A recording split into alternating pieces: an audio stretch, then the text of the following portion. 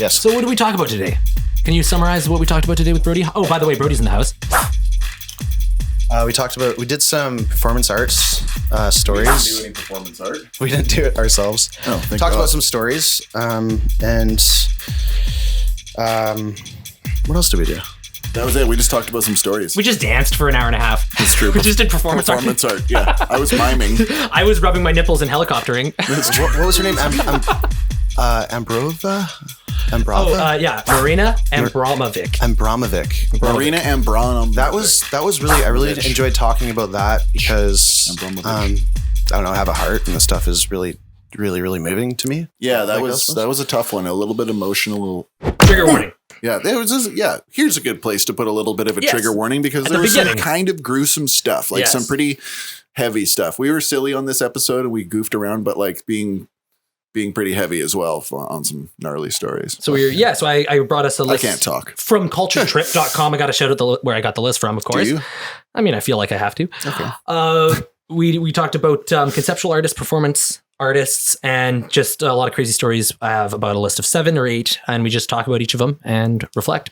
It went by so quickly. I felt like we could have talked about a lot more stuff with Brody, but easily. But pardon me, I'm heavy. Easily, yeah. Time goes fast. So if you're into that sort of thing, it's very kind of heavy, but it's really cool. The performance artists that we go over in this episode. And then on top of that, we had HARDO in the building. Yeah, we had a culturally inappropriate accent that was sort of Greek, sort of Russian, sort of Spanish, sort of all sorts of different accents that I basically did. And I didn't do it. It was El Hardo. El Hardo. He was in the visited building. us. Yes. He was in the building. Fuck me. I'm just having a horrible time It's doing this okay. intro. I It's can't okay. do it. And Brody I can't even talk. started talking about at the end there. Oh yeah, there's a little bit of just talking about how I believe that it's so stupid to think that you know what we're talking about. But I like to believe that there is an energetic evolution, and I'm not going to live for trying to And force it's called that. K-pop. It's called K-pop. No, sorry. That wasn't what it was. I like to talk about, energetic evolution. I believe in it. I believe it comes from, everything around us, gravity. We don't really know what that is yet. And I just think that cycles of time and we're all our DNA is changing as time goes on. I will say one thing. I don't know how it works yet because I am very stupid, but Same. The recent developments in genetics has shown that DNA is not the end all be all for a blueprint. There's actually an electrical field that is basically kind of like almost a motherboard or something like code, that. zeros and ones almost. Yeah, a little bit like zeros and ones, and it's made out of like electricity, Energy. basically. Yes. So, and it is kind of what governs how long your arm should be and when it should stop growing. And to be the same length as the other arm and stuff like that. It's like an entire program. I heard It's that too. basically like the data inside the software that makes our hardware grow to the right size. And That's one of the leading and theories be the right way. of why people think we're in the Matrix. I can see, and I can see why you're saying, that the energy field is what kind of governs the universe, or whatever, because that is kind of what's going on a little bit. It's like a ones and zeros simulation kind of deal. But we'll dive into that in the actual episode. This is just the introduction. Yeah. Carried away. We barely touched on that, but hey. It's all good. It's all good. So we talk about performance artists. We talk about a very lusty story from Latin B. Lover. Oh yeah, Latin B. Lover. Yeah, he wrote the story. El Hardo wrote it. And we talked about just life and Brody's thoughts, and it was the most Brody conversation I was trying to get out of him the whole time because I wanted it, and he did it, and I'm happy. It's hard to get into it. Yes. Yeah, that's why we have our friends. Yes, you ask him You gotta loaded tickle me questions fancy. next time. That's right. Yes, I got to tickle his fancy, and I sure did. So anyways, with that being said, Don't call them aliens. that's right. Yeah, and it's insulting. Oh, these are my friends. These are my friends. Nailed it. Hot coffee. Excuse me. Thank you. what is Snot all up my arm. just wipe snot all over your arm? Cocaine snot. Cocaine snot all up my arm. All right. Okay. So we got a fun one today. We got some cool people here today, and I want to start off with an introducing. Cool. We got the red tube, man. Come on. Oh shit. We got Santa Claus on today. It's more fun than that. Santa Claus wearing a red tube. I guess it's not Christmas, it's February. He's just rocking the Off red tube. season, yeah, man. Anyway. So I got a little game for introducees to start it off. Nice. You may notice folded pieces of paper in front of you.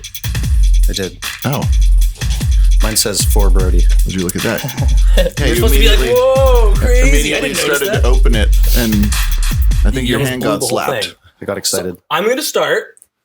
And then, so it's the person that's on the inside is who you're reading for. Are we ready? What I should have done is, I'm so sorry, we're not ready. Okay. This is going to be just for the preamble or the after-amble.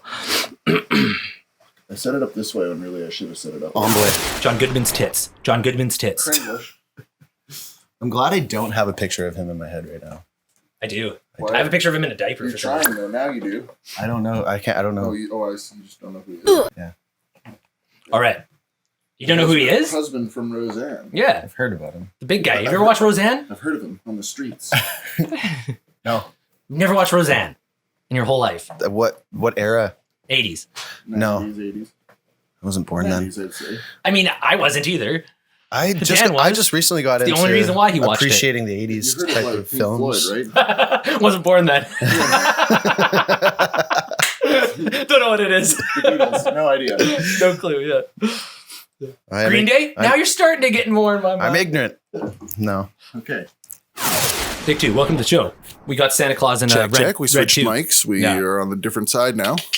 We're better now. Let's rip it. I'm not Santa. We're better. Stronger. Faster. So that was so sad. Smellier. I'm not Santa. I'm not Santa. I'm not Santa. You're fucking Santa, man. That's your character now. All right. Nobody argue with him. I agree. Okay, so we're going to do a little... Did you want us to argue with you? Oh, sorry. I felt like you had a bunch of points why you're not Santa. No. Okay, we'll move on. Just take it at face value. Yeah. I did have chili for breakfast. That Santa would never. Anyway. Common misconception. He loves fucking chili. Yeah, dude, there's a joke. Anyway. Anyways. Yeah, let's go. Okay, introduction. So I've got a piece of paper in front of each of us. It's got a name on it. That is your name, if you couldn't tell. And then on the inside is another person's name. That's who you're going to be reading about. So we're going to introduce each other according to what it says on the inside of the paper. All right, I'm going to start, and then we're going to go that way. Reread the words on the paper? Read the words on the paper, but not yet. Okay. So I'm going to start. Counterclockwise for those of you at home. Yeah. Down south of the border in Australia, mate. That's how we're doing it. All right. So, Brody. I'd like to introduce our friend today. You may know him from the California beaches saying, aloha, flashing the hang loose and jive. You may know him from stealing your spark plugs and trading it for a QP. Or you may know him from that movie about a foster boy that has big, hairy adoption parents and Phil Collins goes way too hard, scoring the whole project. What the? What? Ladies and gentlemen, Brody Metzger. Oh. This was your... You weren't supposed to say anything about that. Any of those things. God. Brody Metzger, ladies and gentlemen, yes. Counterclockwise. Daniel. This guy tours half the province of British Columbia. Yeah, baby. Hit spits more rhymes than Dr. Zeus trying to get out of jail. Dr. Zeus.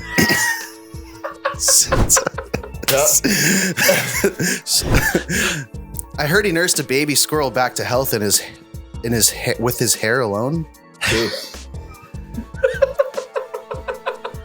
I heard he nursed a baby squirrel back to health in his hair alone. Twice. Wow. Yeah. A couple squirrels, Both maybe. true. Huh? Yeah, a couple squirrels. A few squirrels. I heard it too. Multiple times. Maybe a possum. I don't trust. You may know him from stealing your QP and smoking it, and then stealing your spark plugs and trading you for another QP. Yeah, then I get a half P. That doesn't matter. Was I supposed to? I smoked the first QP, remember? I needed a second QP. So I'll trade a person. Brady's and Yzerman's Daniel the Renovator. Whoa. That's fucking sharp. Yeah. That's sharp. What? You're a fucking renovator, dude. He renovates, man. Gotta listen. Yeah. I don't know where Santa is, but he's laughing right now. Yeah, he listens. Yeah. Man. Okay, well. Okay. I'm a little stunned. So if this one says for Dan, it says Dylan. This guy over here, ellipses. What do I say about this guy, ellipses? Hold ellipses with 4 dots that time. Is that all you had for yourself? Is this like when you're is supposed to write your review at work, and you're like, I think I'm just on time too often. Yeah. You're like, what could you work on to improve yourself? You're like, I just don't know. I don't know. I really don't know. Half thinking about roasting myself, but I was also picturing like, who's that? What's that guy from that movie Back to School? Forget about it. No respect. What's his name? Ronald Reagan. Joe Pesci? Whoa. Yeah. Wait. No. Anyways, doesn't matter. It's not Ronald Reagan or Joe Pesci. No, though. it's none of the above. No, it's. He's Italian, though, isn't he? No respect. Oh, I got no respect over here. He's back to school. He's the old guy. What is wrong with? He's on Matilda too, isn't he? What? That's you're Danny DeVito. Yeah. Fuck. I don't know, man. Thank God we got No. That's brutal. I'm so annoyed that I can't remember that. I was going to shut up because I know that I won't remember. Rodney Dangerfield. Thank you. Rodney Dangerfield. I'll tell you one thing, though, my wife keeps me in line, no matter how many guys are ahead of me. I mean, that's the story of my life. No respect. I don't get no respect at all. No respect at all. No respect. So I was half thinking of you to read it like that. Obviously, you couldn't read my mind, but... You thought I would do that? This guy over here. What do I say about this guy? And then nothing.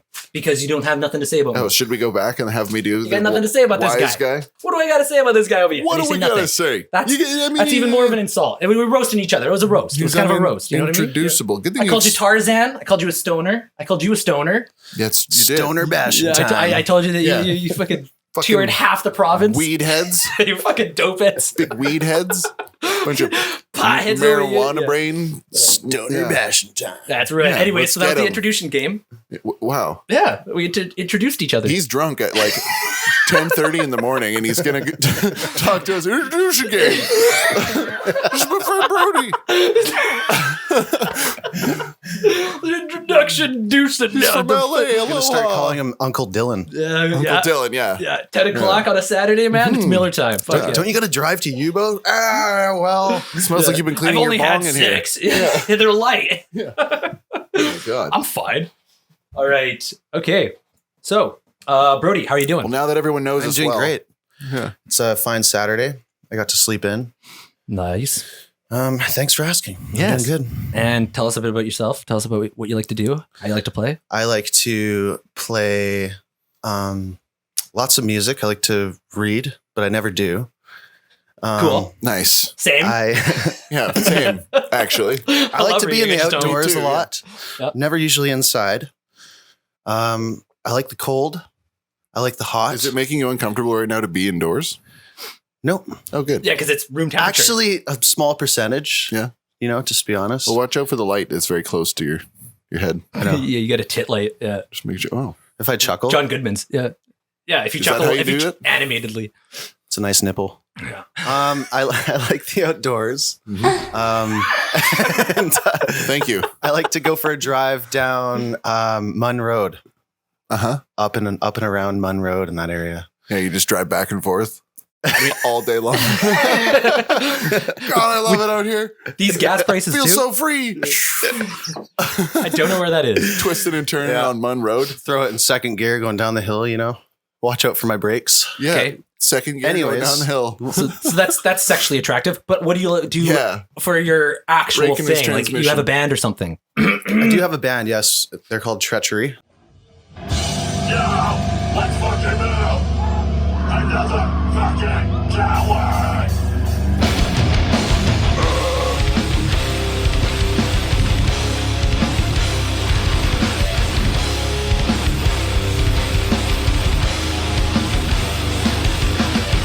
Took the kill from the giant excuse.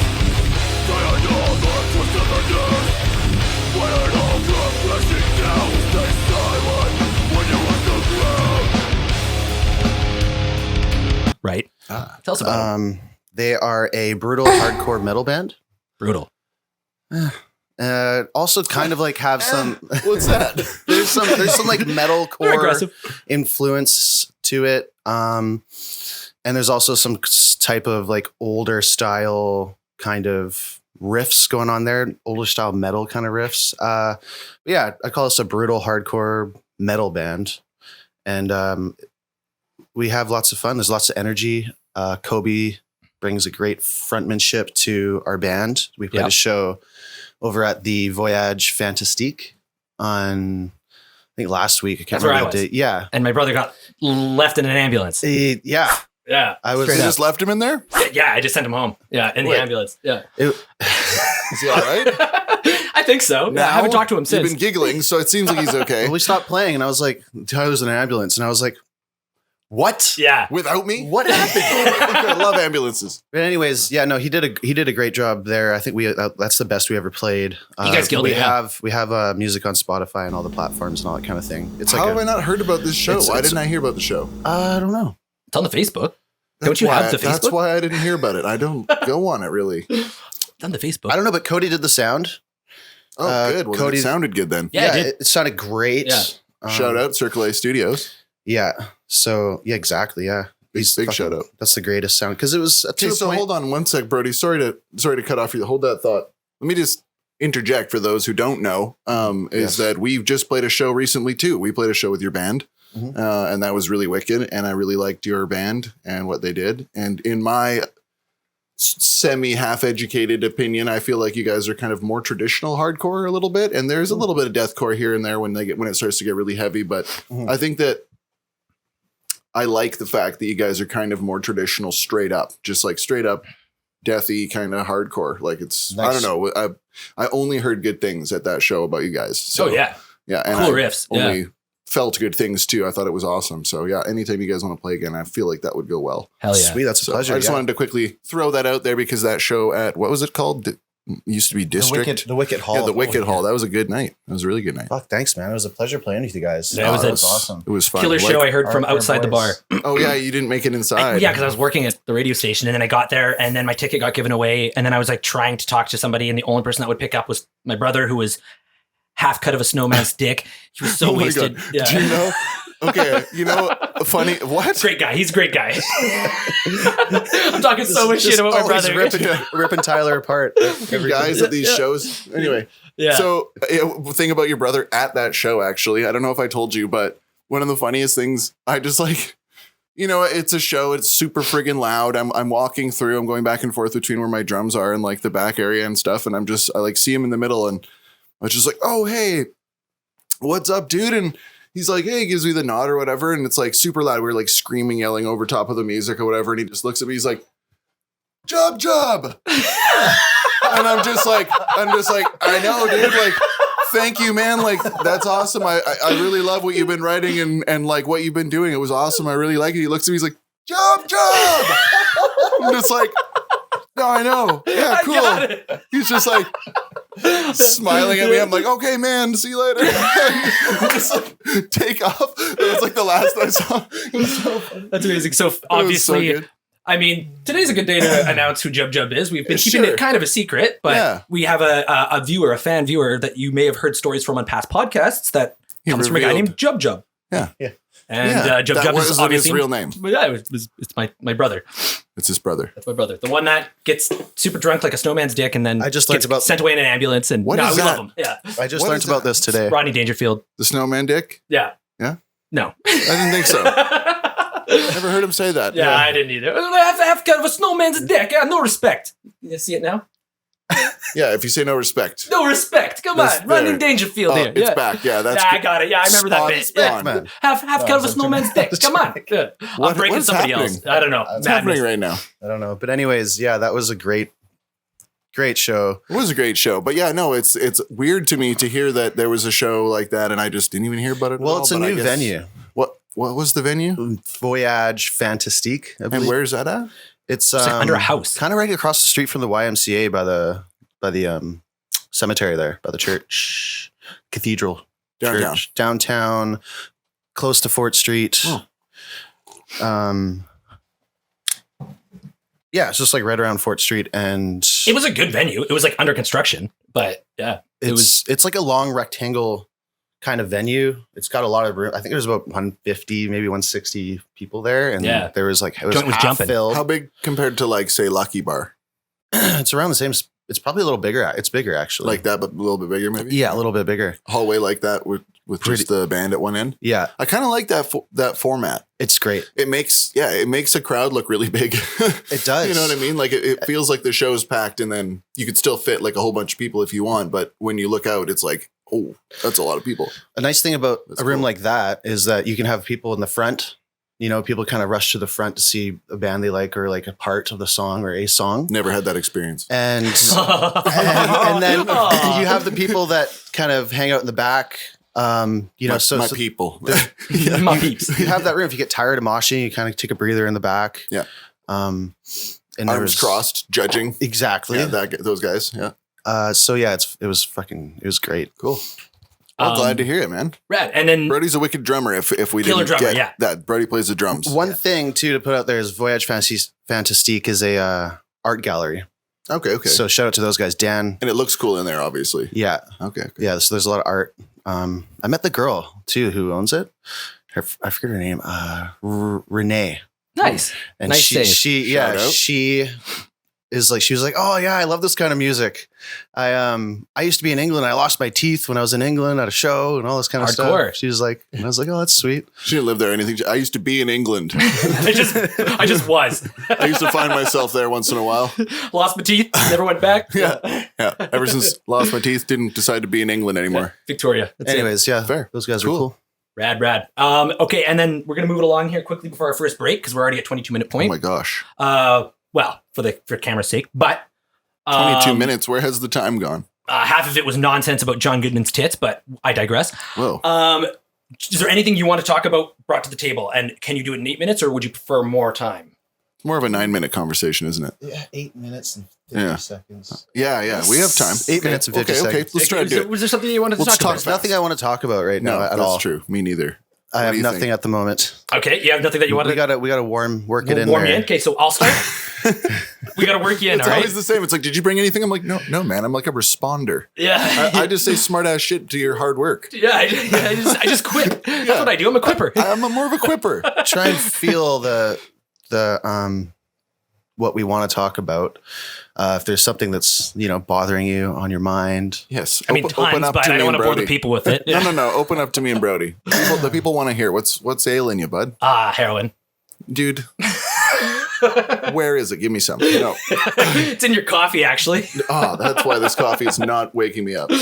But that leads me to my Heroin subject then. jokes. Okay, This is a good subject. one. Okay, so we're going to talk about like performance art and conceptual artists. Nice. I think so. I got a first shout out where I got the idea from. There's this YouTuber named Eleanor Neal. Mm-hmm. She's from the UK. She just did a whole hour kind of YouTube docuseries about it, and I'm like, wow, that's just really cool. And obviously, are you guys familiar with performance art / conceptual artists? Familiar with what it is? I thought I knew until you asked me that. What are you talking about? What do you mean? Well, there could be. There's so in many my types guess, of that. Yes, Right? It's pretty broad. You could be sculpting. You could be doing like painting. That's throwing not performance paint art, though. It's more of an Like act a that dance? elicits a response. You're about a dance or like a mime or like any of those things you're talking about? You so it use can your be body. light. But if it was talking about light stuff, I think that'd be boring. It wouldn't be me. We're going to talk about the dark concept artist stuff that's crazy, that's happened since like the last 50 years. Nice work, man. Super cool, dark concept Okay. art, performance art that is Just supposed more to show us. trigger a response out of its viewers, audience. What's Okay, that guy so doing? He's just helicoptering and just Yeah. rubbing his nipples. yeah, he's just rubbering. Exactly. He's trying to make me feel discomfort. It's working. Yeah, he's just helicoptering his dick and Is rubbing that the his nipples. first thing you got? Yeah. Wow. Yeah. It was Jared, the Subway guy. I can't talk about it. Yeah. Yeah. lemonhardy.com. This is What's that? discomfort performance art. Exactly. It's discomfort. Yeah. Well, it's working. It's fully working. I So feel sick. No, I don't. This is. That's a good topic, man. Yeah. I think you guys would enjoy was that. performance art just now that I did one? Did I do one? spoken word poetry. Is that one? I mean, were you Did I rubbing do your a nipples? performance art? No, I was talking about a guy that was. I mean, it's conceptual. Okay. Yeah. As long as it's conceptual. Conceptual. Yeah. Yeah. It's cupceptual. Yeah. It's cup sexual. As long as it's. This is conceptionalist. We have to edit this out. Yeah, you can't say cup sexual on TV. Don't listen anymore. Okay, go on. Okay, so the first one I'm going to talk about is probably the most famous conceptual performance artist. Apparently she's blowing up on TikTok too, which whatever. But she's 77 years old. She was huge in the 70s. Her name is Marina Abramović. She's from Serbia. And so the one that I'm going to talk about first, I'm going to read it and just then get your response on it and what you think, okay? So the first performance art thing that she did was in the 70s. It was called Rhythm Zero. So here we go. Marina Abramović is one of the most well-known performance artists, and her work has dealt with issues of femininity, relationships, and her Serbian upbringing. In Rhythm Zero, Abramović exposed humanity's darker side by sitting passively at the mercy of others for 6 hours. Abramović arranged a variety of objects in front of her: a rose, a feather, a knife, a gun, and more. Visitors were allowed to poke her, prod her, and do anything else with the objects she provided. Although they began the day curious, as the time wore on, the audience pushed the limits and began violent. Her clothes and her skin was cut off by a knife. One person even loaded the gun and pressed it to Abramović's head. Russian protests.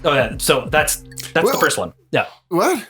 So basically, this is one of the ones that I watched from that video. So she had a table full of like nice things and bad things.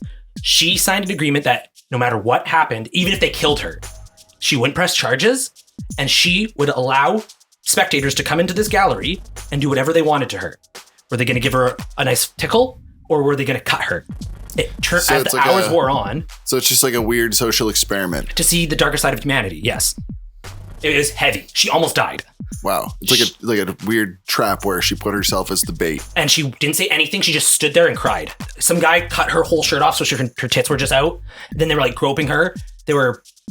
And she says she knows that they would have done more, but a lot of the people that came to this exhibit came with their wives.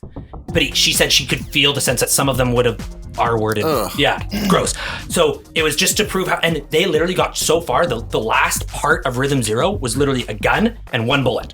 They actually, on the 5th hour, took the gun, put the bullet, and they didn't put it to her head, they put it to her neck. And they held it to her, and they put her finger on the trigger.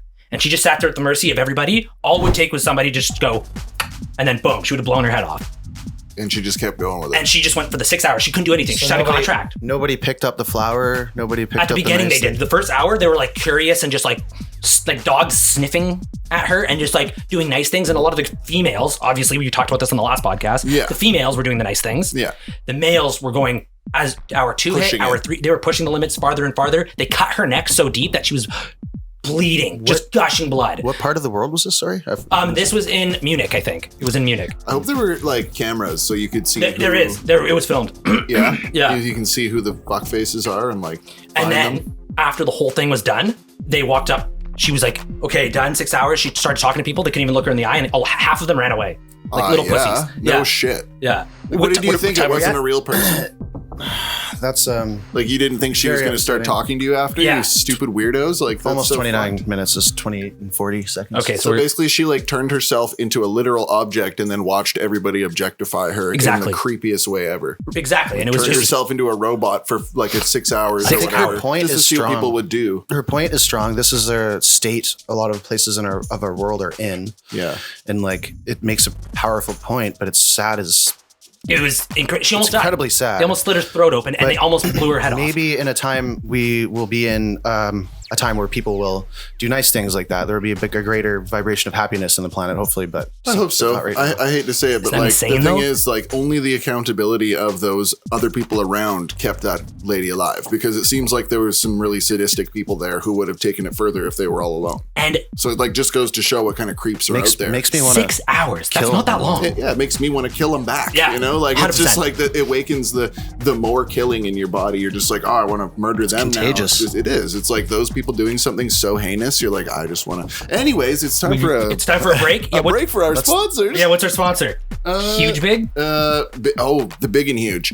Okay. I just wanted to thank those guys from the Big and Huge because it's tough. And Brody, you'll be able to sympathize with this. It's tough for guys like Dylan and I to find clothing that's big enough for our muscles. I mean, we have.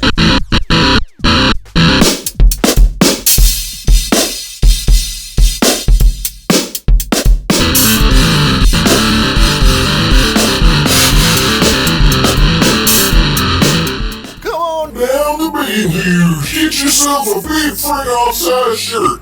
This shirt can fit a Honda Civic. Get on down to Big and Huge. If you're just a regular guy like me, Dylan or Brody here, and you need a large shirt to fit your extraordinarily huge muscles, well then come on down to Big and Huge. They got you covered. anything over a quadruple XL is gonna be there. That's where you're gonna find it, folks. I'm telling you, I've tried it myself. I've gone in there, I've looked for a shirt at Walmart. There's no shirts big enough for me at Walmart. I need a quintuple XL for these pipes.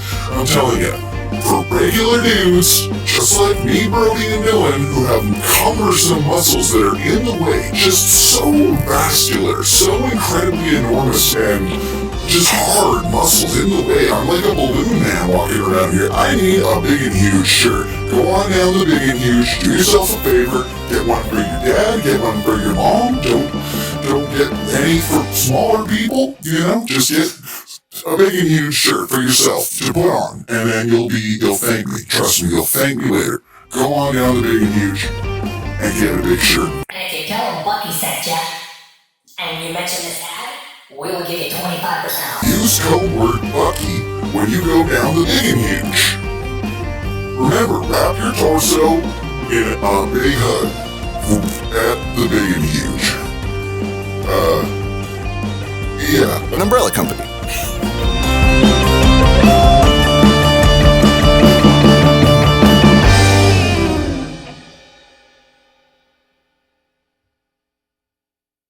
Thank you, Big and Huge.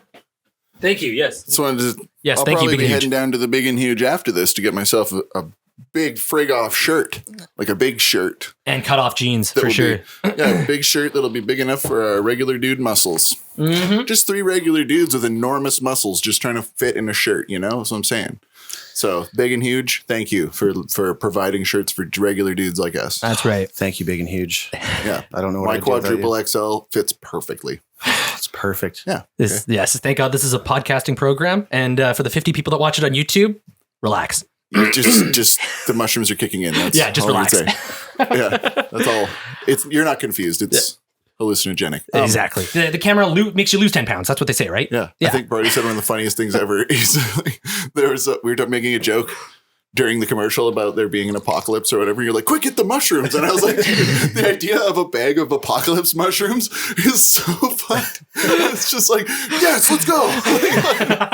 You just see some world. fucking War of the Worlds walker just beaming a mountain in half with a laser and just fucking take a heroic dose of Now's freaking the time, man. Now is the time we've been waiting for. Anyway, the apocalypse mushrooms. You get the mushrooms, I get the sun chairs. Let's I'm go. gonna pack Get to the away. roof. Yeah. Yeah. It's funny to think about. My apocalypse package is severely lacking right now. How else do you live in peace during apocalypse? The apocalypse. The apocalypse. How else do you live in peace during the apocalypse? Without the apocalypse. Yeah. The lips of the apocalypse. Yes. You grab your apocalyptic mushroom bag. That's right. Yeah, this was for the end, dude. Flying Just cyclops. eat it all. Who gives a shit? Flying cyclops. And then Cyclops. Nice. He's doing the fucking William Shatner like I usually do. well, Look out. It's a Cyclops. The apocalypse is nigh. Your lips. Okay, that's just enough. fantasizing about an apocalypse on mushrooms. I think that's funny. It's kind of cool. Nice. Most people would call that a bad trip, a Yes. bad time. Yes, we should paint it. I don't think so. I think that would be great. But anyway, Okay, so back to the subject at hand. What do you guys think about that first one? It was we can just dreaming about elaborate. Bruce Willis up there saving us. Yeah. What did you think about Bruce Sorry, Willis? I didn't mean to go backwards. You're going I'm backwards, still man. thinking about the apocalypse. Oh shit. Dan never shuts any doors. I never shut any mouth. Go ahead. So yeah, Marina Abramović. What do you think of that? You were going kind of into the detail of That the was thoughts, heavy. and then That was heavy as heck. That was a crazy human experiment. Really. Yeah, it was. That's all I can really. Well, it kind of makes you you start feeling sick a little bit. It's like a grieving process for 30 seconds. And then you're like, well, let's just kind of talk about this. And In what? What are you talking about? well, the performance art with the girl who just, the humanity Yeah, of no, it. I know, Just I know talking about- generally what you're talking about, but can you explain your point a little bit? You said there's a grieving process. Like when? for me, well, it's After you- heavy to hear. Oh, just for you hearing that. Yeah, I see. I go through a point where I'm kind of like, oh God, I don't feel really good hearing this. It And messed then her it's up. No, it's horrible. Yeah, Yeah, it's a and then- horrible story, really. If you said anything else other than that, I would be pretty concerned. But I do kind of look at it in a way that I hope, like I said before, at some point, I hope that if that was done again, there'd be more, ticklings with flowers going on and that kind I of like shit. that you say that because I don't Yeah. think that could ever be recreated without a different outcome. Now that that's That's literally her biggest performance art year piece. was it? 1974. Okay, yeah. I don't think it could ever happen again without people being like, yo, like, I mean, it's also a different time. Which kind of almost is like, it's weird because it was an experiment and now the experiment is tainted by people's fear of accountability. Yeah, 100%. Right? It can never be recreated. I hate thinking about the fact that it's not necessarily just the fact that it's wrong to fuck with people like that and to hurt them and to like do inappropriate things to them when they have no control over it and to like take advantage. That should all just be a given. You should know not to do that to people. It shouldn't be because someone might take a picture of it. Right. Someone might post a picture. There might be a camera. There might be, afterwards it was filmed. Afterwards she's going to talk to me. Like any of these things, like you should just not do it because that's horrendous. Don't be a piece of shit. But what I like to hope is that there were just a couple really bad eggs around when she did this experiment. Maybe they advertised it and someone thought, oh, I'm going to go there to do this bad shit.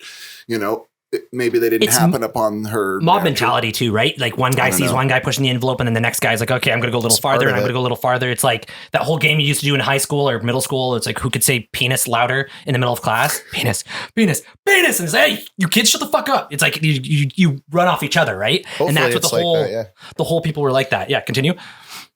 I just picture people it reminds me of like the cosmetic the whole time. Just the cosmetic, like, you know how they don't test it on animals and all that kind of, it's like, not so much anymore. It's a, what do you call it? You mean the cruelty-free free?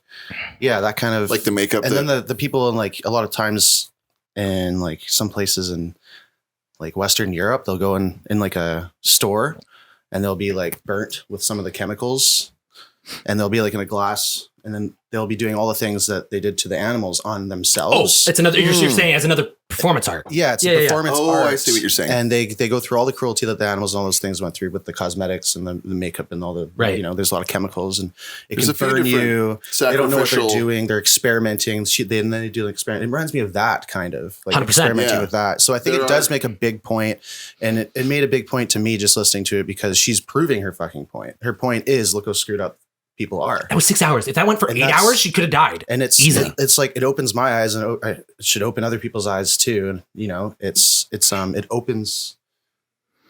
It's like this is how screwed up people are. If you provide, unfortunately, if you provide a, pardon me, if you provide a place, an opportunity for people to do evil, they will, is what she's kind of saying. You're like, or maybe she was hoping that people wouldn't or whatever. Like when given utter freedom and the victim or the person or whatever, the subject is completely helpless, as is the case quite often in the world. Like there's a parkade, there's a, woman going to her car or whatever, and there's a big scary guy. That woman's essentially mostly helpless, just like that lady put herself in a vulnerable, helpless way. She's brave. She's very brave, right? Wow. Like crazy brave. And she was crying the whole time. Like she was just bawling her eyes out, but she was not allowed to say a word. She couldn't move. They were picking her up, and like one guy put a knife right by her parts, and like, it was fucked. Anyways, we'll move along from that one. Hopefully they're persecuted and punished, those people. They signed, it was a contract. They were allowed to do whatever, and they just left scot-free. I hope that they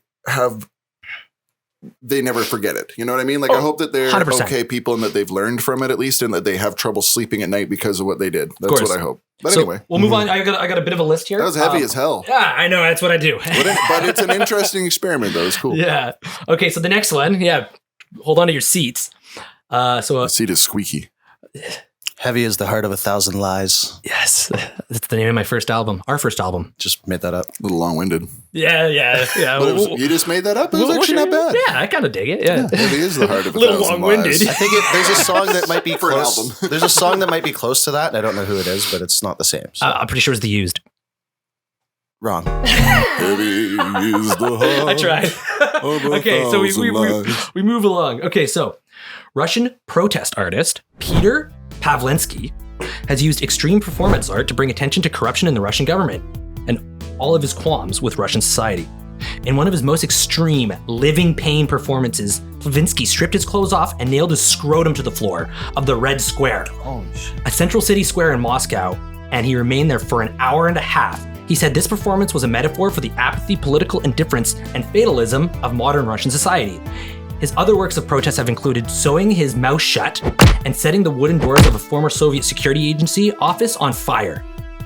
Well, the last one seems like a lot That just sounds nicer. It just sounds like pyromaniac. Yeah. Yeah. That just sounds like, what is the proper? Sewing his mouth shut. That's fucked. And bonking his bag into the floor doesn't seem very cool either. That's pretty terrible. Like, why? Walk past us. What are you doing? He's like, the Russian government. They don't feel any different now. Like they don't. You didn't make any change, I don't think. But you could have just said the point with your mouth, and they would have been like, "Yeah, we hear you." Then he's like, "Did that?" And they're still like, "Yeah, we hear you." Whoa, bro, we hear you.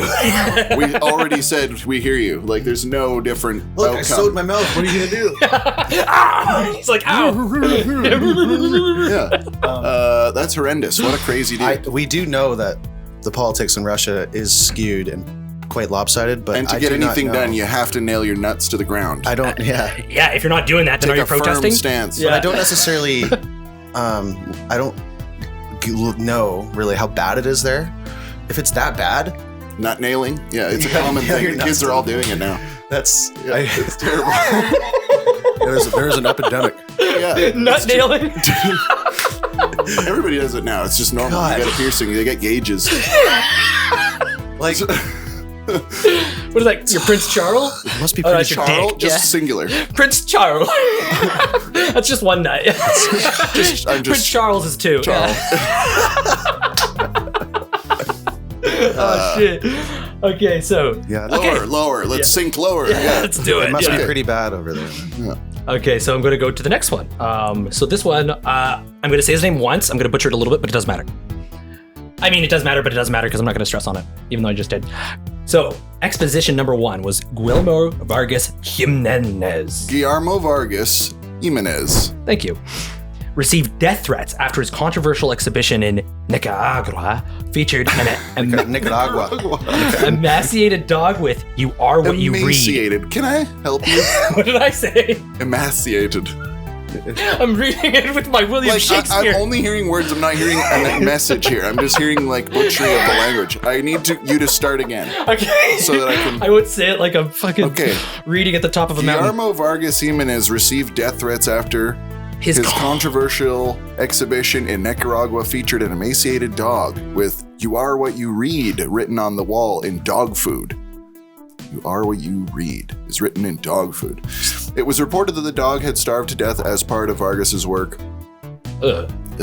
But the director of the gallery claimed the dog was fed regularly and was only tied up 3 hours one day before it escaped. Vargas has refused to comment on the fate of the dog, but said no visitors made any attempt to free the dog, give it food, or even call the police. Jimenez's work aimed to call out hypocrisy. The dog had been carelessly looked over in the streets, but once he put it in the gallery, people started to care about it. Wow. That is a messed up dude, but he's got a point, so Yes. it's weird. It sucks because that is huge animal cruelty, but there is a point behind it. We don't live in a part of the world. Wait, did it say where they were again? I forget. Nicaragua. Nicaragua. So, there's a lot of places in the world like that, a lot of third world countries that have a wild dogs problem. Like no one owns these dogs. They're just in packs running Strays around. everywhere. Stray dogs everywhere, right? So, because people are not like spaying and neutering their animals and then they're just having to get rid of. So it's like there's a lot of more animal cruelty and dogs dying in the streets in places. So he's at least trying to make one statement with it, I guess, about the hypocrisy. So yeah, it seems like he's such a bad guy to us when we hear that he like basically starved a dog. But I guess It's like this is happening 1,000 times over in the streets and nobody gives a shit. Yeah, he's like this would have happened anyway. Right. I'm sure he. I don't know. It's weird. I'm sure some people saw what was happening and maybe showed more love for animals. Maybe like a few people do. Like a lot of like after listening to this or seeing So that it triggered happening. them to I'm sure be it more did some careful. good. I think it did some good. So you think that maybe like more dogs were saved because of the one dog? I think so. I hope so. Yeah. Greater good. Yeah. Well, I mean, we're talking about it, so obviously There's it's been been an impact. I went to Vietnam in 2019, and I'll talk about it. I don't care. Yeah. There's we're driving on a bus from Hanoi to Halong Bay, and we were in this kind of like just farm area in Vietnam, and we were looking to our right, to our left, and then there's 2 trucks came by, all filled with dogs in the back, like Oh, no. sardine packed. 2 trucks just go by, and me and Jazz are like, we like sunk to the floor. We're like, it's true. Like, what the fuck? Like, was that to go to the slaughter to eat? We think so. Oh, we think so. But trigger warning, by the way. I should have said that at the beginning. Trigger warning. Say it out, yeah. But like, it's just, I don't know. It's just really messed up. But it's a huge trade over there. Just put trigger warning in our like intro song. Fair, yeah. Like intro songs should be called trigger warning. Yeah, and trigger actually, warning, if trigger warning was the name of our podcast, we'd probably get a lot more popularity. That's kind of well, it's too late now. Trigger warning. But welcome to Trigger Warning with These Are My Friends. And one thing we have to remember is that that's all people know, right? That's all they know over there. Like, they don't know societal qualms and norms are different. So let's just put that out there. Like, they have no idea what else there is to life. Like, that's what they do. It's how they're grown up and that's all they know. Like, different upbringing, yeah. You know? But yeah, it's sad. And hey, Mark. Hopefully more people will love more animals after today. I think so. Hopefully people will love more animals after today. That's why we brought you here today, Brody, is to try and ensure the safety of animals in the future. But I'm glad you brought that story up because that is fucked because I've never been to that side of the world and I only heard about shit like that. But 2 truckloads of pups, sad as fuck. Adios, Mark. Peace, dude. Yeah, that was our producer. And then Thailand too. He's had enough of the shit. Yeah, he couldn't take anymore. So fuck this. He just quit. Bye, guys. Yeah, and that's it for me. I'm out. Yeah, it took like an hour-long shower. He's running, but he got out of the shower and left in like 30 seconds. Yeah, he's running. He didn't want to spend any time in here. But I've been to Thailand too, in a lot of places, almost everywhere in Thailand, and a lot of stray dogs, a lot of stray cats, like so many. Koh Phi Phi Island. Filled with stray cats. So that's exactly the point. And that's filled. I fully understand. I mean, it sucks for that dog and apparently it was regularly fed. He's not going to comment on it, I guess, one way or another, but it was the point of the art piece. Exactly. To say, hey, you're giving a shit about this one that's up on stage, but it's 20,000 that are in the streets that are dying and having just the worst life you don't give a fuck about. While you're in here looking at art. Yeah. Our one fucking, Anyways, I'll move along. But heavy shit, man, especially when animals are involved. Well, there's a lot of people who go to those countries and they pick the animals up and bring them into a special care. Yeah. There's a lot of people who do that. So props to those guys. Props to those guys. Yeah. Glass half full. Okay. So the next one we're going into is called Self-Obliteration by Ron Athey. I wonder if he's related to Sterling. Sterling, where are you? Better out your friend's entire name. Yeah. We'll set to that. Yeah. All right. Okay. So ideas of masculinity, sexual desire, and trauma are picked apart in Ron Athey's extreme body art and performance art. Athey was born in America and has centered a large part of his work around HIV awareness. His controversial work focuses on performing physical acts to his body as a way of transcending bodily pain. In Self-Obliteration, Athey sat in a glass box wearing nothing but a long blonde wig with needles hidden underneath against his scalp. As he brushed the wig, blood spurted from the scalp onto the surrounding glass walls. Just from his head. I like that one. It's fucked. I like that one a lot. So he's just brushing his head with needles and then blood's just squirting out into the glass box. I'd do that. You would do that? I would, for the greater good? It's great for your hair. For diminishing masculinity, like toxic. Was that what he was doing? He was like the ideas of masculinity, sexual desire. Stab yourself in the head with a bunch of needles just to try and prove that you're to try to prove that I'm not a man.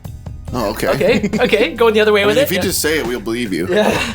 You don't have to do anything. And then also is to surround awareness for HIV, so it's probably in the late 80s, early 90s, that whole thing. But it's something to do with masculinity and then HIV. Sexual desire, yeah. Imagine really think about how deeply this person must have felt, like how much he must have been affected by HIV to want to rake his head with needles in front of everybody. That's intense. Naked in a glass box just to show his pain on the outside, basically. Like he's so upset by this, maybe he lost people. Yeah, he must have lost people, you know what I mean? Yeah. To think, while it's all ridiculous and crazy to talk about how shocking that is, there must be some crazy reason, the trauma, the sexualized, absolutely, blah, blah, blah. Yeah. Something terrible happened to this person or someone he loves, and that's very sad. But anyway, heavy, strong, heavy. Though. That guy's crazy. Yeah. Anything else about that, or that kind of stuff is moving? That was it. That was it. One of the crazy. It's very moving. That kind of those people are so. It's like those guys that hang themselves by their skin. Did you ever see that shit? Yeah, David Blaine. David Blaine. But exactly. But there was I saw this show and there was what are those things that hang above a kid's crib, like a mobile? Yeah. There was that of people hanging by their backs. It sounds like Diablo 2. By back piercings. Yeah, it's like Diablo 2, but they're alive and they're in this weird ecstatic. And they're not trying to prove anything? Well, I don't even think it was for anything. It was just a. What time are we at on the Richter scale? 1920. Perfect. We got 10 minutes. Okay. And then, but we're going to keep going. This is a good one. Steady. Steady on, mate. Just tea, thank you. How's the dome? Okay, so the next one is going to be The Reincarnation of Saint Orlan by Orlan. This is actually a huge, popular, famous one as well. It's the performance artist. Her name's Orlan. So French artist Orlan's most famous performance piece saw her go through 9 plastic surgeries from 1990 to 1995 in order to adopt characteristics of the woman of famous artworks. Orlan was not trying to make herself more beautiful through the surgeries. Rather, she aimed to use her body as a canvas to challenge ideas about bodies and beauty. Through her implants and operation, Orlan ended up with the chin of Botticelli's Venus, the nose of Jean-Léon Grimaud's Psyche, the lips of Francis Boucher's Europa, the eyes of Diana, and the forehead of Leonardo da Vinci's Mona Lisa. Her surgeries were another performance in themselves. Orlan laid fully conscious during the surgeries, listening to poetry and music, in costume, and occasionally with performing dancers while filming and broadcasting each feat. So I also heard about this one too. She had a little bit of drugs to keep with the pain, but they were literally cutting open her face and she was fully conscious. They're cutting her face open and she was there. So the passion is so strong in her heart and veins that she wants to do these things. Yeah.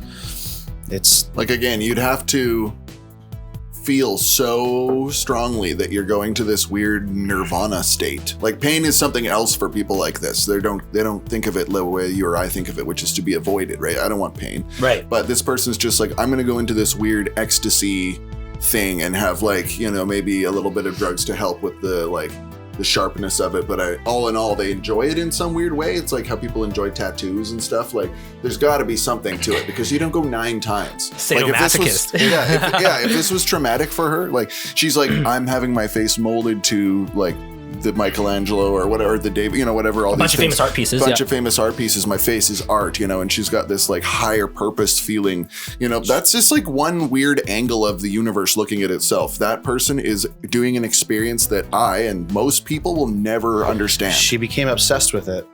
Yeah. She became so obsessed with it, and she felt, I think, so strongly, like the emotions, she probably felt her emotions like seeping out of her body. Like, just like as it was happening, like her heart probably hurts a lot already, and then like feeling so harshly, and I mean so much, but yet the pain. So like she's feeling hurt, but yet she's taking in all this pain. But it doesn't factor in. Like the pain maybe like doesn't really. It's like in a tattoo. You don't not get a tattoo because it's gonna hurt. And she become addicted to it. Right. She's like masochistically passionate about her things that she wants to stand for. Do you know that tattoos are apparently like the most addictive thing?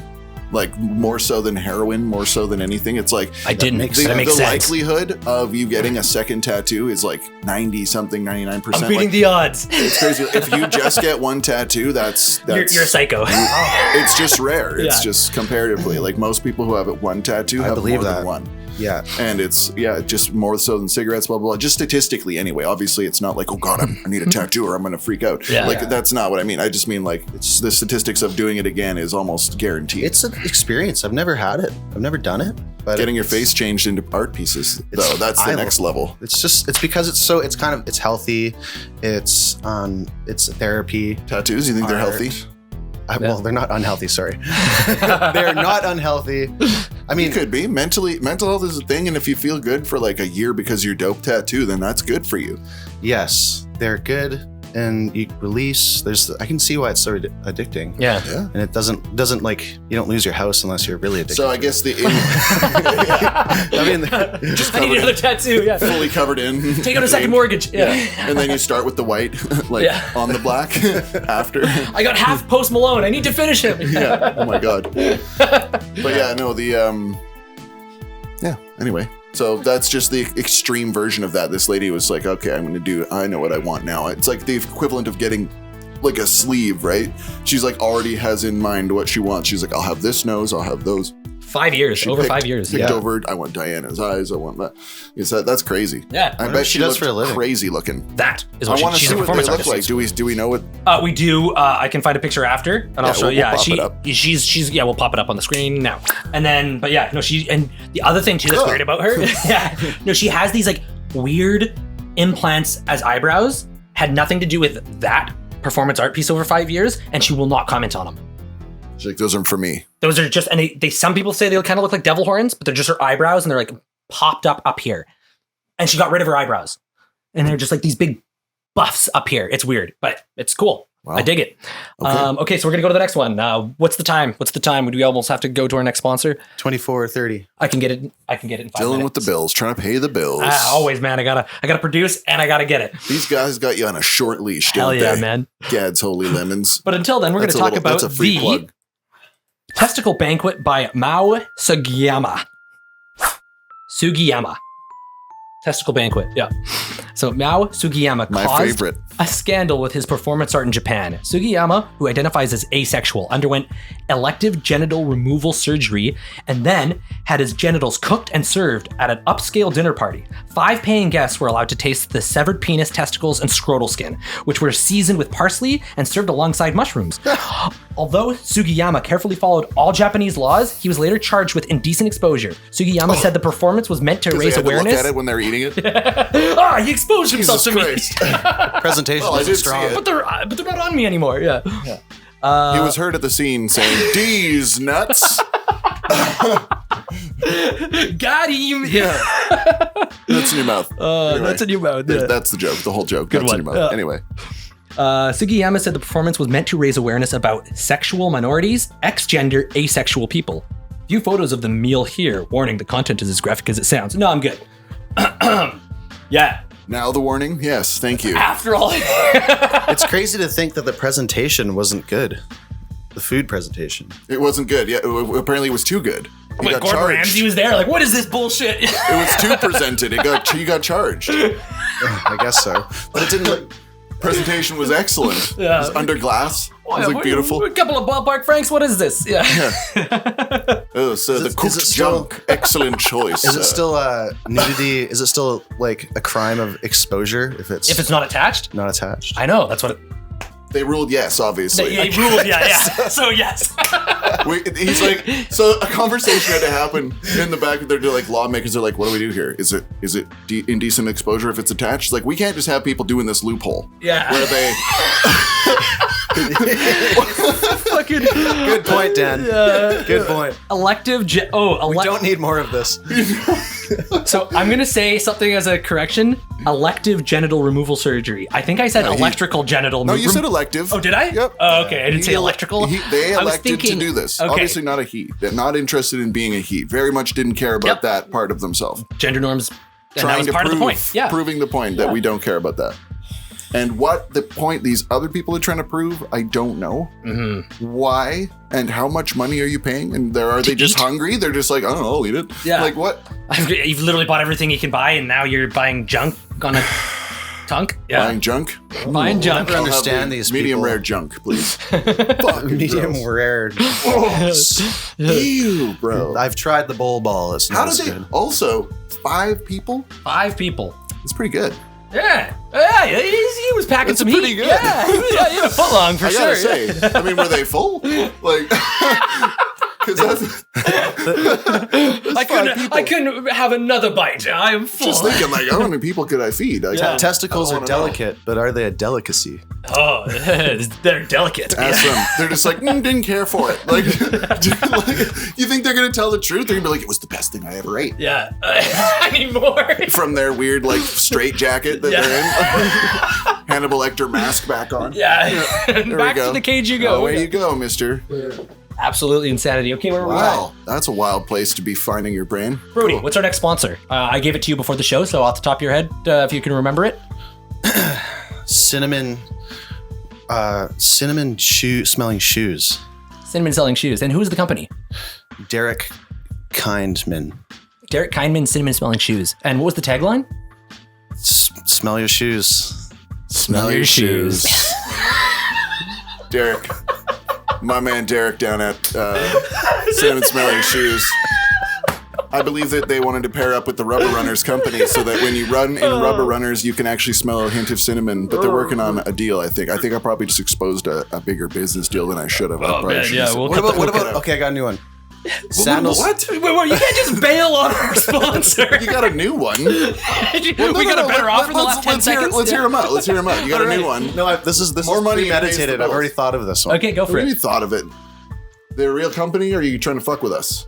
I want money. They're a real Stats. company. Okay. Perfect. Okay. Yeah. Okay. And quickly before we run out of time. Sandals after sex.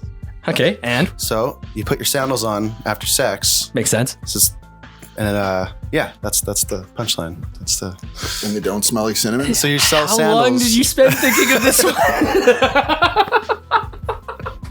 I like the Derek Kindman's cinnamon smelling shoes. Smell your shoes. Yes. We'll be Smell your back. shoes. What the fuck? You think this is a fucking joke? Hello, my name is Derek Kindman, and I've been putting lots and lots of cinnamon in my shoes since the late 60s. Sensual cinnamon sandals. Eventually, my passion grew, and I began putting cinnamon in other people's shoes. Also, we've launched a sensual cinnamon sandal for after sex. This is sensual cinnamon sandals after sex. Come on down and get yourself some cinnamon shoes. Licorice sentence. Candles. Wait, what? Remember to fill up your shoes with lots of cinnamon. Kindman's Cinnamon Shoes by the Umbrella Company. Give me that shit. Special mention for Dr. Beast's Triple Extreme Coffee, Funkley's Full Body Deodorant, and Pronounced Beard Gel by Soonly. Wow. That's pretty good. Dude, homie spitting. Dr. Seuss. On the loose. Okay, no. This is sensual cinnamon sandals after sex. Also, special. I don't like to say.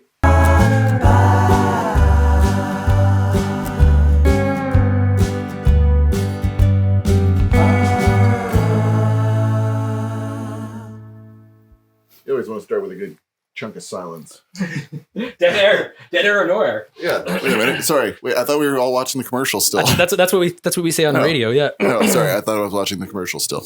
I was kind of just zoning out and going cross-eyed actually for quite a while. Amazing. Am I It was running? just a low hum. Yeah, you're always. I'm always running. Yeah. Good afternoon, Victoria. I haven't shut it off, so it shouldn't Awesome. be going anywhere. Okay, well, that was a great sponsor. Thank you so much. To Cinnamon Shoes by Derek Kindman. Yes. I'm gonna get- Smell your shoes. I'm gonna get me some of those. Well, I need them. I mean, we all got a pair because that was our sponsor. Yeah, but I'm gonna have to pick up a case because these things are excellent. Did you guys ever kind of put like water and cinnamon in a pot and just kind of let it aromate Aromate? Nope. around the Is that House? aromatic? Nope. 8. it smells good. You come home and it's like smells like cinnamon. Aerate? It Aerate? sounds like a. It's like an Australian guy saying hello, hello, mate. Arrow, mate. Sorry, I don't. Okay, so let's start. I don't over. speak Australian. I don't know what you just said. I don't speak Australian. You silly goose. Silly You're a goose. silly goose. Okay, All right, let's read more crazy shit. we got some more crazy shit. So, okay. Wait, did we talk about that time when the Wu-Tang member cut off his dick and jumped out the window at the party?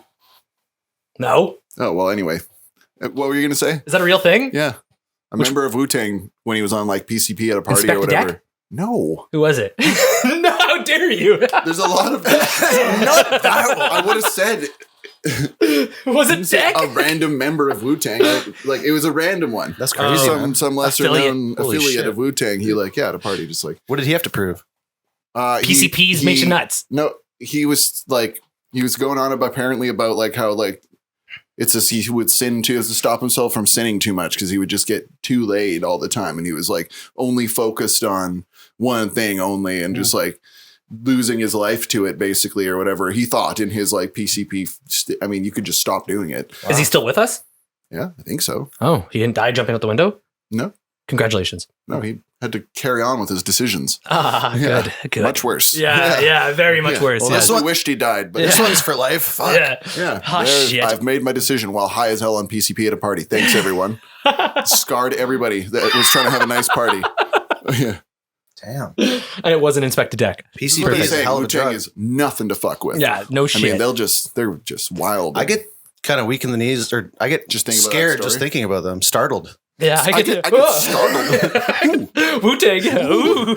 I'm a white boy in Victoria. Ooh, Wu-Tang. I mean, I can't even say their name. You probably should be scared. 100%. Yeah. But although that is like their main listener is a white boy in Victoria. 100%. If you ever see all these guys walking around with the Wu-Tang shirts, I'm like, okay. The whitest kids you know. Do you know any other bands? Like, do you know any other rap crews at all? But I mean, Wu is good. Yeah. Wu's good. Wu's good. Wu's cool. Guys are serious. Shall we hear the next one? I was going to say no more dumb shit, but anyway, let's keep going with the dumb shit. Let's keep going with the dumb shit. Yeah. So this is back. Actually, it's kind of, this one's less, but more. So we're Finally. back to Marina Abramović. So that was the first one that we had. She's back. Yeah. She's back. Yeah. This one's called Rhythm 5. The other one was called Rhythm 0. So in another shocking piece by Marina Abramović, the artist had a near-death experience at one of her performances. In Rhythm 5, Abramović placed a large 5-pointed star soaked in gasoline on the ground. She lit it on fire and systematically cut off pieces of her own toenails, fingernails, and hair and threw it into the flames. After this, Abramović jumped through the flames into the center of the star, where she passed out due to lack of oxygen. After a few moments, the audience realized this wasn't part of the performance, and Abramović was rescued from the flames and taken to the hospital. She once again, she put herself at the mercy of everybody to realize that she needed help and to save her, to stop the performance. So that's one of the trippiest things is you can get people to put up with crazy shit if you just say it's all an act, just play along for 1 second. If you just say don't respond, no matter what, it's an act. I'm gonna do this crazy thing and just watch. And they thought it was. Yeah. Then everybody will go, okay. Then they wait for the something to happen, right? And meanwhile they realize nothing's gonna happen. It's up to us to save her life, and then they do, right? Thank goodness. Yeah. But whoa. I'm just about the details. She jumped through the flame. There was a star that she'd set on fire. Yep. She jumped through the flames into the star. Yeah. It was on the ground. So it's the a star's on the massive, ground. I picture a massive huge, gold star. Like a big pentagram or whatever, Almost, right? yeah, and she's but able to be in the middle of it. And she was in right? the center of it, yeah. But then there's no oxygen because the fire's burning, so she's passing out from the smoke and lack of oxygen. And it took him, I hate to say it, but she is... You're kind hardcore. Of yeah. She's kind of cool, yeah. But in a very don't do that at home kind of way. She's a cool character. Yeah. You know, she sounds like a character in a book or something, but she's I don't know if she'd be necessarily a good home wife. Oh, but so here, constantly trying to kill herself. Not trying to kill herself, putting herself in harm's way. A good home wife. I'm not sure she would be a good home wife. No. I don't think she'd be bringing me crumpets and tea. No, she definitely. You just come in the living room, the neighbors are groping her in the kitchen. She's just standing there. Fuck again? Get out of here, Bob. She's making a good point again. Yes. It's just really heavy. Yeah, she's angry at the world, and she's willing to sacrifice her body to I'm prove inspired. her points. I want to putting herself in mercy's. Yeah. So please. There's a couple of side facts. There's steps up you can do. Speaking of steps up, that's a good segue. Oh yeah, I meant to. There's a couple other ones that are not on my list, but I remember from the program I watched. Same person, Marina Abramović. She had one. This was actually in 2010. She had one performance art piece where she had 3 boxes that were half cut and they were up. They were about 10 feet up, and one box was a bathroom, nothing in it other than a toilet and a bathtub. One room was a chair, and then one room was a bed. 3 rooms side by side, and people could watch. And the only way down were ladders with freshly sharpened knives. So she couldn't get down, and she'd stay there for 12 days. So she'd go to the bathroom in front of people. She would drink, and all she did was drink water. And she was trying to cleanse herself. That's what she was doing, was cleansing herself from everything, from processed foods, from this, that, the other thing. And if she wanted to leave, she'd have to walk down. I mean, she could have jumped, but because it wasn't that high up. But the point of the matter is she wasn't going to, and she didn't. And she's born in Munich? Serbia. So yeah. Serbia or Serbia? Serbia, yeah. And yeah. And then another thing that's super cool about this woman too, which is her whole life. So she had this other performance artist boyfriend. I can't remember his name, doesn't matter. They were dating 12 years back in the 70s. And they broke up after 12 years. They just realized that they weren't a thing anymore. So what they did, obviously, because they're both performance artists, they had to make one big final show. They went to each side of the Great Wall of China. And then they spent 3 months walking to the direct middle of the Great Wall of China, gave each other one hug, and then walked away. Didn't see each other for 20 years after that. Gave each other a hug. That breaks my heart. And walked away and never saw each other again. And then in 2010, she had a huge honor at like the New York like art whatever hall. She had a whole thing in honor of her, showcasing her 40 years of work. And she wanted to make a point. And she sat there silent the whole time, the whole performance, like over 3 months was going.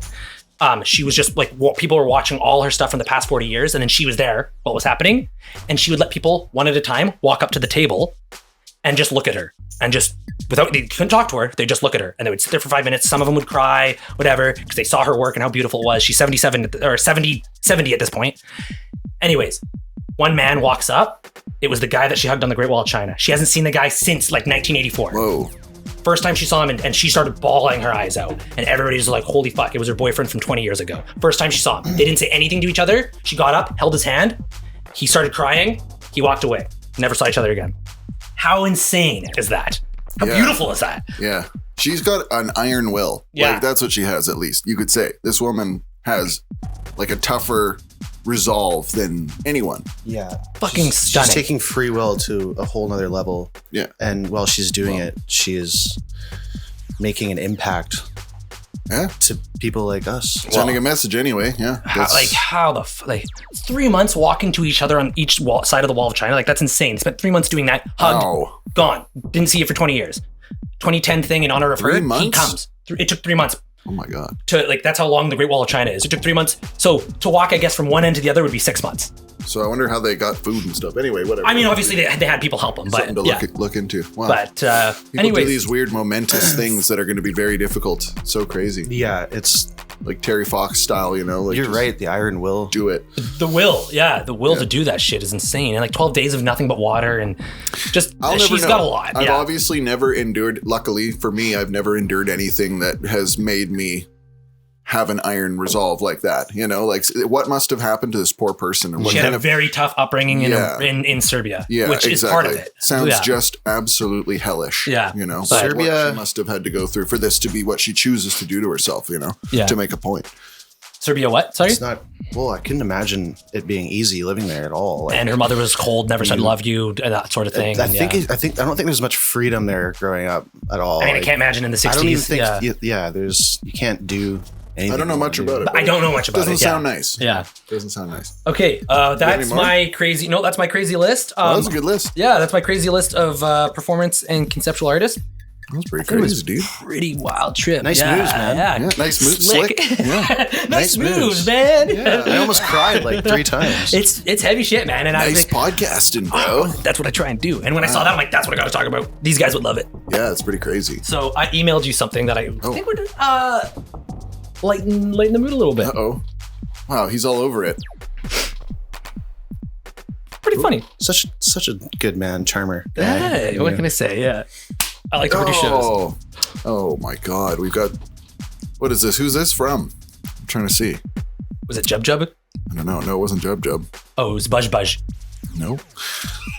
Is that anybody I recognize. It says, El Hardo doesn't fear your hesitation.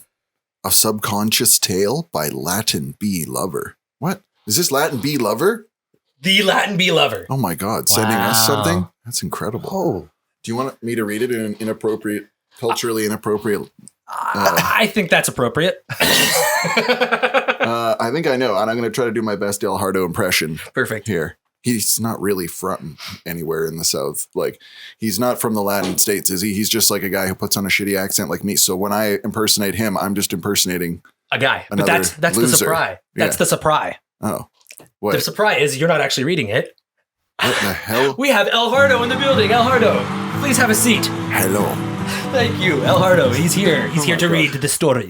Every Sunday, I knock on the door and I tell him, wait, I start in the middle. You start at the beginning, El Hardo. Oh my God. Okay. I feel like this is very stupid. But El Hardo I don't know what's doesn't. going on. I hate my seat so much. It's so squeaky. El Jefe. So squeaky on the seat. Okay. Cello, I will only be here for a brief time. So, you do not need to worry about the shape or state you are in. You are beautiful. I want to tell you about the night we had. You cannot tell your husband because he's a regular Patreon of my service, featherinyourcap.com. and I do not have the heart to discourage him from my compliments and his pocketbook. He is a great customer and he makes payments on the GMC Denali. Every Sunday I knock on the door and I tell him how much his essence is my glory to smell. My chest quivers when I see his hair bouncing in the sunlight, and his perfect crooked smile that teaches me what human emotion really is. The whole time I see you in your night robe behind him in the kitchen, just longingly staring at me, and everything I say to him I mean for you. Do not hesitate. Break free now and be my lover. I just want to come back to my home country and we will have a family. He can't pay child support and we can chill no longer. I need featherinmycup.com. This is Chill. I don't know what this is. I cannot believe I am saying this and talking about the end of my whole livelihood. I have stuck blood into this company like a train bleeds oil into our beautiful ocean. I don't understand myself. I raise it up to the mountain and have made everything I am off of this company. But please, for you I am willing to change it all. El Hardo, know what you like. El Hardo wants to treat you like a fairy princess flying over the Ganges, eating peaches, and will lick the juices off of your neck like the peach-sucking vampire. I want to know you on the inside out your ears and caress your eyes. I want to lower your chin with my chin and have chin battles until I bleed out of my chin. I want to seat you and have a big spaghetti dinner in China and a rack of ribs in Taiwan. Don't fear the hesitation, a baby. Just strap yourself and feel the G's. Okay, I shall go. I am writing this from your bathroom, and I think your husband is starting to wonder why I can't come out yet. I get stutter. Please forgive me, Jonathan David Grape. Just love your wife so much, it makes me tingle. A peace and love, El Hardo. Wow, that was quite good. El Hardo. I don't think it was very good. El Hardo's better at his own accent than that, but I don't know. Yeah, I do my best. I tried. What a ripping tale. Excellent. Yeah. Excellently harnessed. Yes. I'm erect. No, anyway. Fully. No, I'm not. It's not my fault. Anyway, so. Feather in your cap. Yes. Yeah. It was a sponsor of the last episode, El Hardo. We thank you for coming in. Thanks, El Hardo. Appreciate the kind words. I hope that you find what you need. That's right. Yes, we appreciate you. Thanks, El Hardo, El Jefe. Yeah. Yeah. That's right. Yeah. All he right, likes that name too. Brody, I want to throw the mic to you. Is there anything you want to rap about? I'm so sorry to everyone for what I just did. That was amazing. So sorry. No, that was amazing. I apologize. That was beautiful. My half Greek, half Italian, Colombian, half Italian, half French Yeah, accent. It was beautiful. It sounded natural. Yeah. Beautiful. Maybe you can relate with El Hardo. Well, what? Maybe you could relate. Maybe with he is him. El Hardo. You are El Maybe Hardo. I can relate with him. Yeah, but maybe you can relate. Maybe I can have relations with him. Maybe you can. Yeah. Anyway, go on. He sounds like he's into wives, but whatever. he's into other people's lives. Yeah. Yeah. Don't bring him. Don't bring him in. Yeah. He lusts after but one. Only. Pay for his GMC Denali. Yeah. Jonathan David Grape. That was brilliant. You guys are brilliant. Yeah, it was No. I thought it was great. I loved it. Yeah. Okay. Well, I feel 1% better. Thank Yeah, you. you're perfect. It was wonderful. It was inappropriate. A It little was bit. uncalled for. No Okay. one wanted that. Trigger warning. Yeah. Yeah. Good. Trigger warning. We're back. So I want to say, Brody, you have some stuff that you want to either clear up, talk about. Yeah. Why did you Tell us. come here? Yeah. Why'd you come Why'd here? you bring us here? Why'd you bring us to my house? What the hell do you want? Well, I had nothing really going on, and you guys are great, and I'm honored to be here. And Open schedule. I had nothing. I listen to your guys' podcast a lot. You do? It's dope. That's I- sick. Thank you. I really enjoy it. It's like hanging out with you guys. And That's going to be clipped. That's the listening. idea. Yeah. No shit. Yeah. We won't hear that. I threw it on at work a couple times. My boss really enjoys listening to you guys too. Really? Amazing. Oh, dude, that's cool. Yeah. Here I am thinking nobody's listening. Now I'm embarrassed. No, it's been great being here. Dylan is a great host for the show. And yes, I'm okay, but mostly Dylan. You guys have a good. I have a lot of work to do. A dual captivity to you guys. Yes. I'll just in case people are unaware, Brody was actually our very first guest on our podcast way back. So if you want to see more Brody, you can go back to the very first one on YouTube. It's not on our Just Podcast audio ones, but it's definitely in the YouTube. So 2022, yes. It was a little hard to listen to because we had one mic. But hey man, it was the beginning. It was the beginning. Yeah, it was growing. The start. Yeah. I said something along the lines of it was a fact that it was a true fact. Yeah. Yep. That some bulletproof physicists, a lot of them agree that how many? They're the space dust. A lot of them. The space dust is. So we're talking like not everything in space, like I said last time. Okay. I was like everything in space. There's a good your redaction. The space dust, little things flying around in space, when they observe it. Most of the time when they observe it is 98.9% freeze-dried bacteria. This has been keeping him up at night for 2 years. Do you realize? So it's not everything in space. It's just the dust going around and floating around through space and just constantly moving. That is aliens. You realize?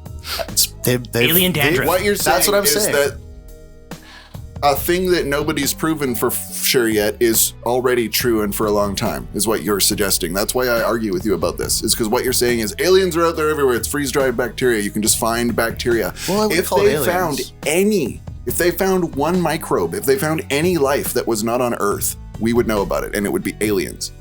They wouldn't be like, hey, there's lots of bacteria. But what if aliens, but we don't know. No, there's no proof of life other than on Earth yet. That's what I'm telling you. Whatever anybody says about their freeze-dried bacteria, no. I'm telling you no. Okay. Again, like I told you 2 years ago, no. We would have a confirmation of aliens if there was any living organisms that had ever lived out there, even if they're dead now. If there was a dead alien floating, we would know aliens are real. And it's not originating on Earth. We would know that. Bacteria. We don't have that proof yet, is what I'm saying. I wish we did. I wish we knew aliens were a thing, even just bacterially. Like you're saying alien. Bacteria. It offends them when you call them that. The bacteria? No, alien. These so-called bacteria? Oh, you're saying because there's nothing, we haven't proved that living stuff is out there. It can't be bacteria. Let's digress for one quick moment where if aliens were able to hear me right now, they would be so super intelligent beyond my little brain that they couldn't be offended by something that I call them. But anyway. You think that? Those fucking aliens. So derogatory. Okay. They're offended. Oh. Yeah. Extra-terrestrial. Sklork, did you hear what he called us? I think so. We've been here for millennia before them. It's extraterrestrial They're to our you, buddy. experiment, and they call us aliens? Yeah. The A word? Yeah. That's Sklork? so funny. They're offended. I'm going down there with the ray. I'm taking the ray down there. So you're saying that it's just stuff is freeze-dried bacteria that is the dust that is freeze-dried bacteria, so it's just random shit, basically, floating around in the snow globe. Who is collecting this? I'll get back to you about that. Yeah. There's an astronaut like snag some dust. So and I wrote this. I read this a while ago in a book called The Source Field Investigations. You sent me that book. Not the whole book. Sorry, you sent me the excerpt where it said that, and I was like, okay, that's what this guy wrote. But this guy is not on the level, in my opinion. Is he? He's been researching ancient civilizations for like 30 years. Okay. So, I mean, he puts together how in Hinduism and Zoroastrianism, there's this big event that happens. Basically, his thing is that every single religion. Who's he? Sorry. And even the Quran. What's the name? That's the guy we have David Wilcock's the author. Right, David Wilcock. So he's a researcher, and he even through the Bible, the First Testament, it all has this thing that comes together. You lost me there. You lost me at the religious tomes when we started talking about ancient civilizations and some space dust. Sorry, what does this guy do? He is saying Has he time to write books when he's in space grabbing dust? He makes a lot of sense, actually. Like Indiana Jones. It's proprietary. He's saying that he thinks the universe is creating life at all times. The universe is all light. It's all conscious. So he's got a hypothesis about the way creation is. And the source field investigation has plenty of basically just science data that just kind of he just backs it with all this data. And to be fair, I fully agree, and I'm sure you obviously do too, that aliens do exist. They do. Obviously, there's no. We don't know that, but I mean, like what it is and who they are and what they are. We don't have proof. We don't have proof. Exactly. But to think that in this huge galaxy, we're the only living things is insanity. None of us want to sit here and make like a controversial discussion, and it creates a divide between people on the Earth, and that sucks. But like, let's say that. Well, that's happened before. We're too late. Let's say that something that occurs. I think of it this way: that the universe is creating life, no matter where you are in the universe. Yeah. Which galaxy, it doesn't matter. But the 2 arms, the 2 legs, the head, the 2 eyes, 2 ears, that is a human. And I think the universe creates humans, and it's an energetic evolution. And I think that cycles of time. A lot of people are like, "Oh, astrology is whatever." Like, what the hell is astrology?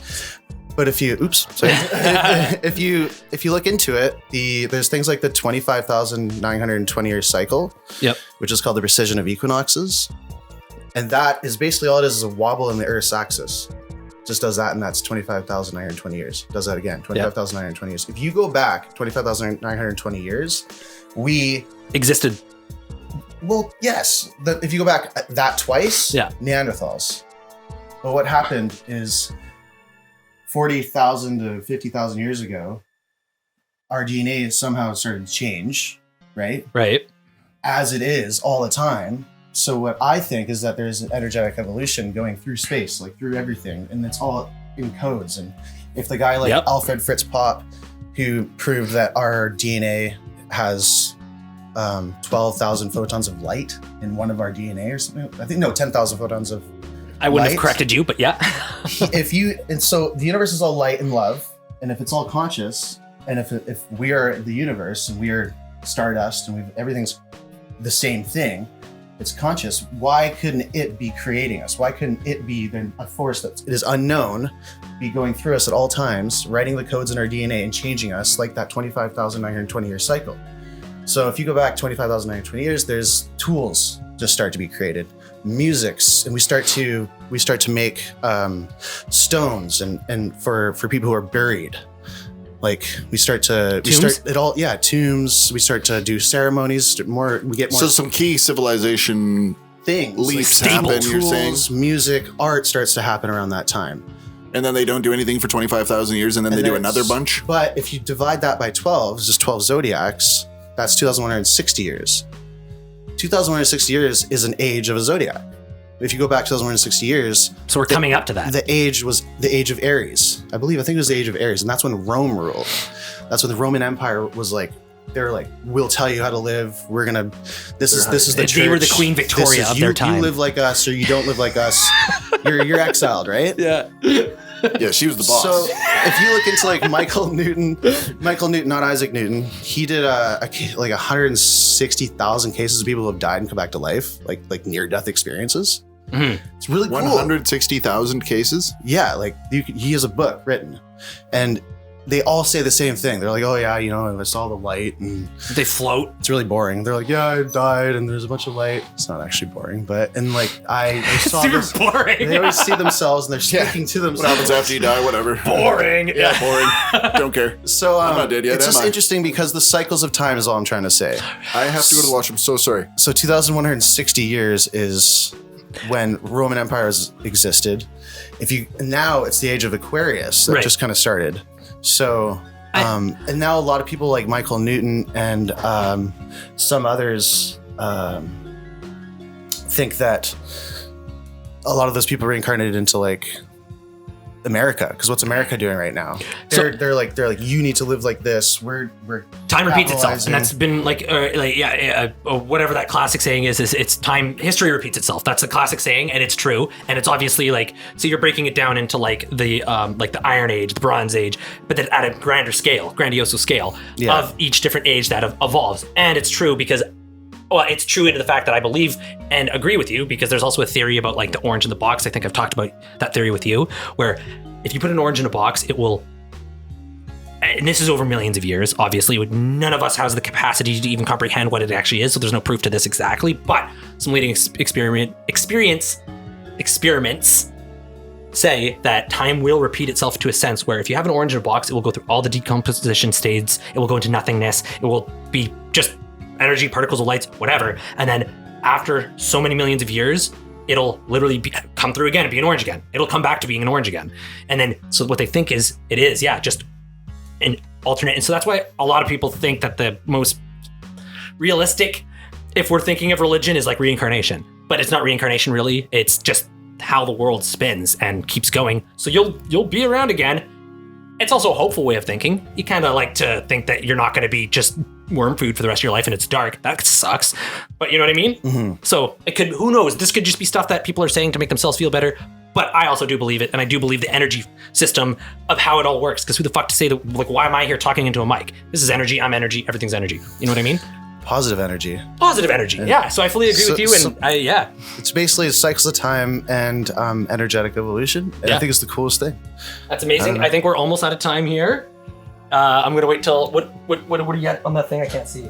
We're at 28:30. Cool. Hey, we got 1 minute and 30 to wrap this up. Good thing I just took my pee break before. Yeah, no. Thanks Dan. Hey, nature called. That's right. Thanks nature calls, and you got to answer. Thanks a lot, Dylan, for the interesting performance arts. I appreciate it. Stories. Yeah. That was really kind of, it makes your heart kind of sad for many reasons. It's reality, bro. Oh, that's why they did it. It's dramatic. Yep. It brings hits home. And that's why I like emphasis is the word. Drummers unite. Drummers unite. Drummers unite. That's how we end this. Yeah. We all do a different tempo. It just sounds like white noise. Yeah. Cool. People shit their pants. Oh. Clap. Yeah. Sorry for boring with the. I didn't want to create divide. Is basically what I want. I wanted you to talk about what you want to talk about. You can talk about whatever you want, man. Yeah. There's we'll rebut or we'll agree. No feelings behind rebut, it. Agree. Yeah. It's what we do, but it's a podcast. Good. Yeah. Sweet. Yeah, so don't say anything I disagree with, though.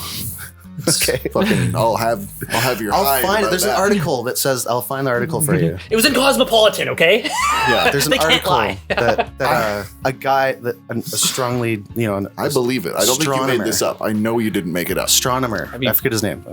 It doesn't matter.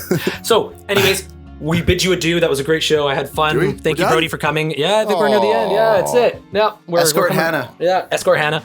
Oh, yeah, that's coming down in the future. The pipe. We'll talk more about that. What? Oh, who's that? Escort Hannah. You never heard of him? Him? Them? Who's Escort Hannah? You're out. Yeah.